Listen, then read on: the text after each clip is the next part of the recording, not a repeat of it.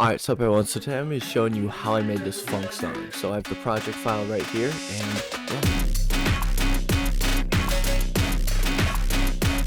So the song starts off with just a snare and hi-hats.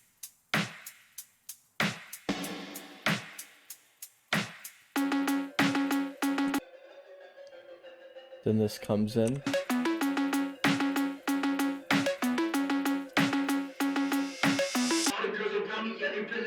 Then we have a kind of really reverbed out vocal sample here that comes in, and you can kind of see the difference here by this is a vocal sample in the drop.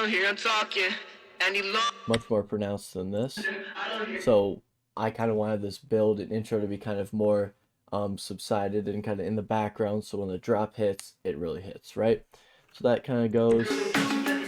Super simple intro, just the vocal sample and hi-hats and stuff. Then we come into the drop. So we start off with kick. So it's a really heavy driven kick here because we have an OTT, a drum bus, and a glue compressor on it. So it's pretty beefy. We also have this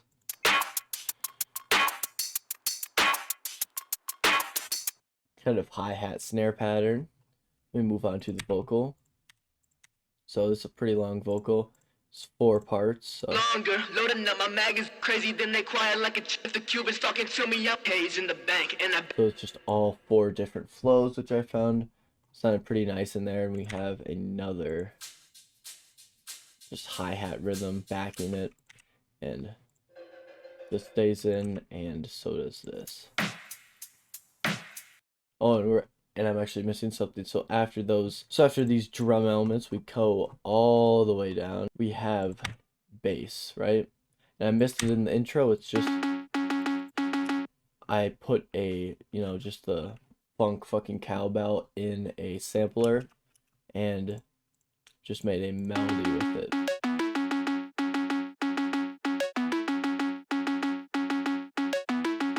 Right, and I have the same thing in this one.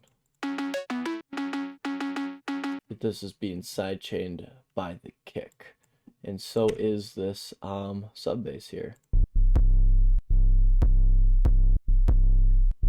which is just the same 808 played over and over and over again, layered with the same 808 with just a low end cut out because I wanted a little bit more high end so I could give the kind of perception of having more bass, than there really was. Because with just this, there wasn't too much high end. We can kind of listen to the difference here. So then with the extra high end, it adds a little bit stereo width to it as well, which is good because you don't necessarily want your low end wide, so you just duplicate it, keep the high end of the low end, then make that wide, right? So we move on to kind of the break part here. It's just the melody with some in between elements, just kind of like a distorted respace squeal there. And then it gets really heavy here. So then melody gets changed up here right at the end. So then I change the whole pattern up, it all gets switched up. So we can take a listen here.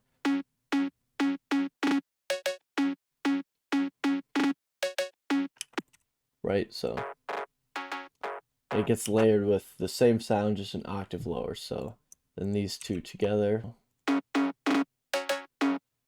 a little bit thicker sound, a little bit heavier for the second drop. It gets layered with this, which is just a heavier 808. It also gets layered with a lot of basses here. So then these are all the side basses that go with the 808.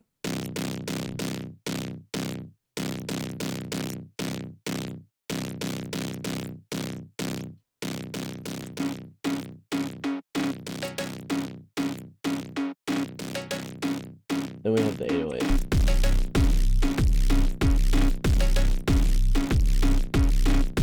we have a little bit more elements here, kind of percussive wise. We have this like snare kind of roll thing.